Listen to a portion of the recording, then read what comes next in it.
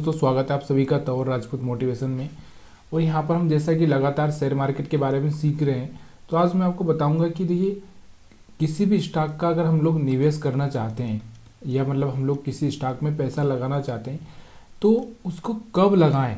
ये एक सबसे बड़ा सवाल सबके सामने आता है कि कब मैं निवेश करूँ तो ये पैसा मेरा डबल हो जाए या 20%, 30%, 40%, 50% तक का रिटर्न मेरे को मिल जाए। ये कब करूँ मैं, ये सवाल ना सबको मन में आता है और सब ये सोचते हैं कि क्या किया जाए, किस तरह से निवेश किया जाए, कब किया जाए। उस स्टॉक के बारे में डर भी रहता है कि कहीं ऐसा ना हो कि ये स्टॉक नीचे चला जाए। तो यहाँ पर अब हम लोग यही बातें करेंगे।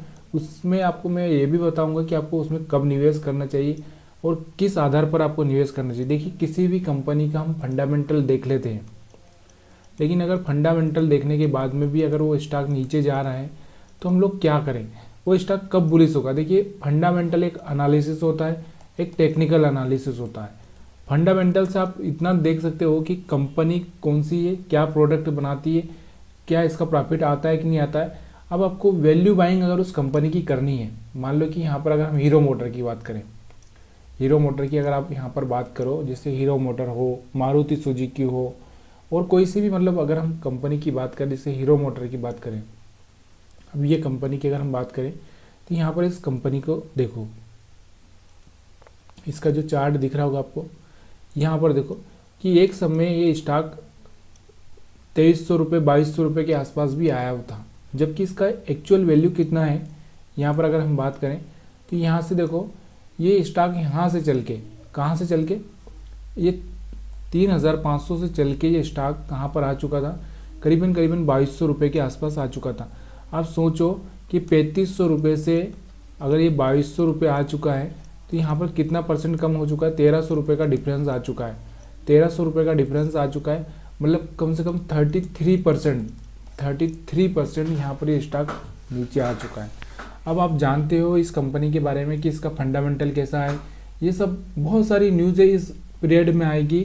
जब ये स्टॉक गिरेगा तो ये कंपनी के बारे में बहुत सारी चीज़ें आएगी कि इसका फंडामेंटल ख़राब हो गया है, उसने किसी इसके प्रमोटर ने रिजाइन कर दिया या प्रमोटर ने सेल कर दिया या किसी ने इससे पैसा खींच लिया है या यहाँ पर सीबीआई की रेड पड़ गई है। बहुत सारे ऐसे सवाल खड़े होते हैं, लेकिन हमको एक्चुअल में ये कब बाइंग करना चाहिए, ये मेन सबसे बड़ी पर्पज़ है। अब मान लो इसका और भी हम पीछे देखें या कोई सा भी ऐसा शेयर ले लो, मैं यहाँ पर आपको वही चीज़ें बताने की कोशिश करूँगा। चलो यहाँ पर देख लो, जब यहाँ पर भी ये नीचे चल रहा था तो यहाँ पर भी लोगों को बहुत सारे सवाल आए होंगे। अब हम बात करें दूसरा एक और कंपनी, मान लो कि हिंदुस्तान यूनिलीवर की कर लेते हैं हम लोग।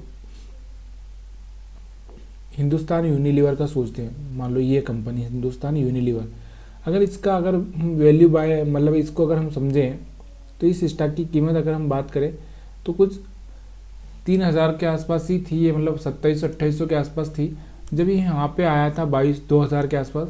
तो फिर लोगों को लगा होगा कि यार ये तो कंपनी का फंडामेंटल ख़राब हो गया, अभी तो यहाँ पर ये सपोर्ट पर आ चुका है, ब्रेक कर सकता है, ये कर सकता है। और उसके बाद में फिर ये 2000 से फिर से ये 2700-2800 रुपये जा चुका था। तो ये सारे सवाल उठते हैं कि क्या हम लोग इसमें सही टाइम पे कब निवेश करें। अब हमको कैसे पता चलेगा कि ये स्टॉक में एक तरह से बाइंग हो रही है, कि यहाँ पर ये बहुत सारे जो बड़े बड़े लोग हैं ये बाइंग कर रहे हैं। जैसे हम जानते हैं ना कि फॉरेन जो इन्वेस्टर रहते हैं वो, उसके बाद में अपने देश के जो डोमेस्टिक इन्वेस्टर है वो, तो ये सब लोग कब कब बाइंग करते हैं ये कैसे पता करें। और भी अगर हम बात करें दूसरे किसी स्टॉक्स की मैं बताऊं, यहाँ पर मान लो कि अभी स्विट्जरलैंड की अगर हम बात कर लें या और भी बहुत सारे स्टॉक है, जैसे अपोलो टायर की हम बात कर लें, REC की अगर हम बात करें, जैसे REC, अगर REC की लिमिटेड की मैं बात करूँ तो यहाँ पर इसको अभी चार्ट आप देखोगे तो आपको यहाँ पर पता चलेगा कि देखो यहाँ पर भी अगर इसकी बाइंग अगर हम देखें तो कहाँ पर हुई होगी, क्या कब लोगों ने इसमें बाइंग चालू की होगी। तो ये सब आसानी से आपको किस तरह से पता चल सकती है। देखो स्टॉक कब बाइंग में आता है, ये ना अगर आपको फंडामेंटल पता नहीं है तो फंडामेंटल को छोड़ दो, क्योंकि फंडामेंटल इतना आसान भी नहीं है समझना। आप सिर्फ टेक्निकल समझने की कोशिश करो। टेक्निकल अगर आपको समझ में आ गया तो फिर थोड़ा बहुत तो आपको भरोसा करना पड़ेगा। पहले आपको ये देख लेना है कि कंपनी अच्छी है कि नहीं अच्छी है, बस उसके बाद में आपको टेक्निकल पर जाना है। टेक्निकल पर मैं आपको यहाँ पर बताने की कोशिश करूँगा, जैसे कि RSI है अपना, तो ये RSI होता है जिसको हम रिलेटिव, यहाँ पर अगर हम बात करें RSI का फुल फॉर्म मैं आपको यहाँ पर बता देता हूँ। यहाँ पर देखो, यहाँ पर तो दिया नहीं शायद इसने। तो यहाँ से जो ये रिलेटिव इंडेक्स रहता है इसका नाम, यहाँ पर अगर हम देखेंगे तो यहाँ पर आपको मैं दिखा देता हूँ सर्च करके आके, ताकि आपको ये समझ में आए कि RSI होता क्या है। यहाँ से चलो, यहाँ पर अगर आप देखोगे तो यहाँ पर गूगल पर मैं आपको थोड़ा सा दिखा देता हूँ RSI के बारे में। आप थोड़ा सा पढ़ भी सकते हैं, अगर आपको लगे तो यहाँ से आप RSI के बारे में पढ़ भी सकते हैं। तो यहाँ पर RSI का फुल फॉर्म अगर हम देखें यहाँ से, तो यहाँ से फुल फॉर्म आपको पता चलना चाहिए कि फुल फॉर्म होता क्या है। तो यहाँ पर आप देख सकते हैं, तो रिलेटिव स्ट्रेंथ इंडेक्स, ये याद रखिए। तो ये इंडेक्स होता है कि जो बता देता है कि भाई मार्केट में बढ़ने का चांस है कि नहीं है। तो यहाँ से RSI लगा रहा हूँ मैं, इसमें एक सेटिंग कर रहा हूँ मैं 60, ओवरबॉट में हम 60 करेंगे और ओवरसोल्ड में हम लोग 40 करेंगे।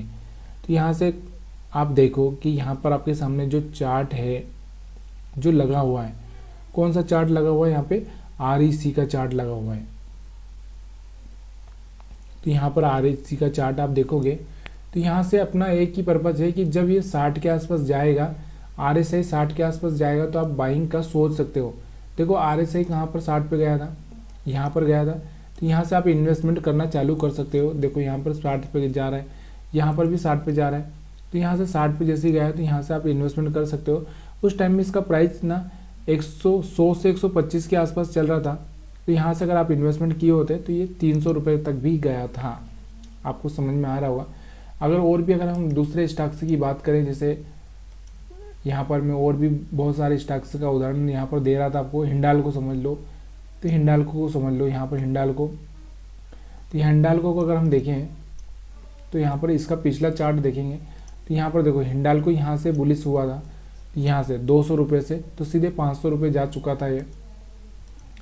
और भी अगर हम दूसरे स्टॉक्स की सर्च करें, जैसे अब मैंने टाटा मोटर का वो हिंदुस्तान यूनिलीवर का बताया था आपको, तो हिंदुस्तान यूनिलीवर को भी देख लेते हैं।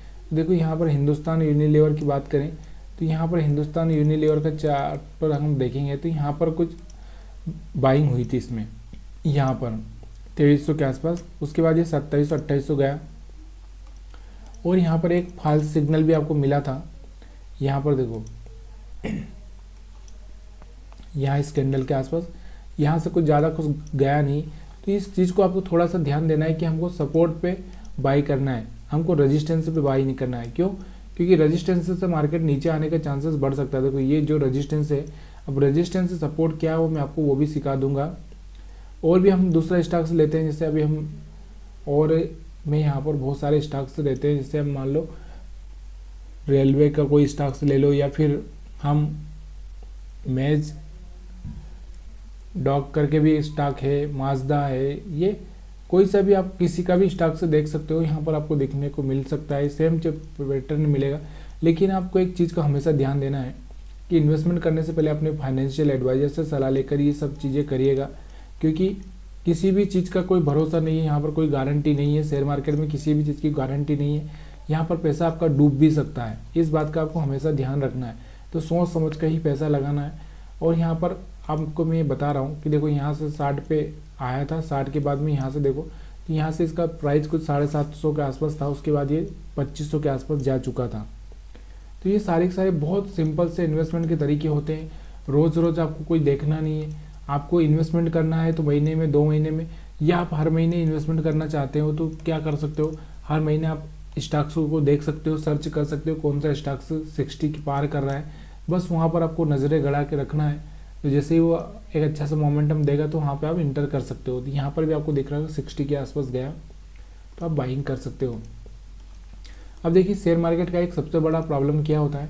देखिए यहाँ पर कोई भी चीज़ अगर आप बाई करो या सेल करो, उसका जो चांस है वो 50-50% होता है।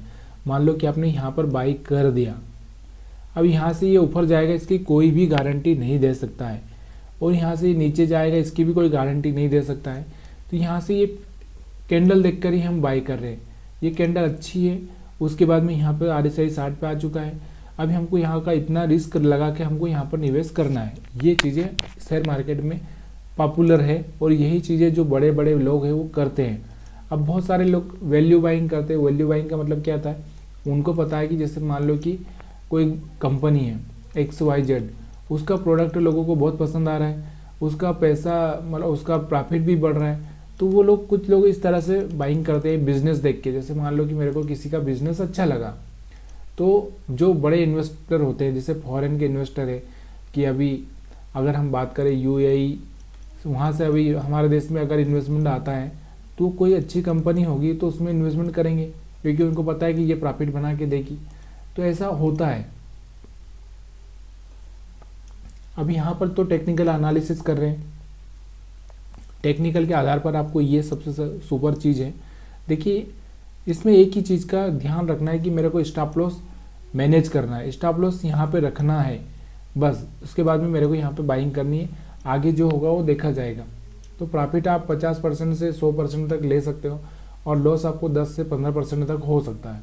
इसमें कोई प्रॉब्लम वाली बात नहीं है, और कोई इसमें और हर बार ये होता है ऐसा बोलना भी बहुत मुश्किल है। यहाँ पर देखो RSI के आधार पर अगर हम इसको देखें, इसको तो यहाँ पर आप देख सकते हो, यहाँ से भी ये बुलिश हुआ, तो यहाँ से एक अच्छा सा मोमेंटम इसने दिया। देखिए समय तो देना पड़ेगा, समय बिना समय दिए आप पैसा नहीं बना सकते, क्योंकि अगर कोई बैंक में अगर FD करता है तो उसको भी कम से कम 5 साल, 1 साल, 2 साल, 3 महीने ऐसा देना पड़ता है, और वहाँ से 6% 7% तक का रिटर्न वो लेता है।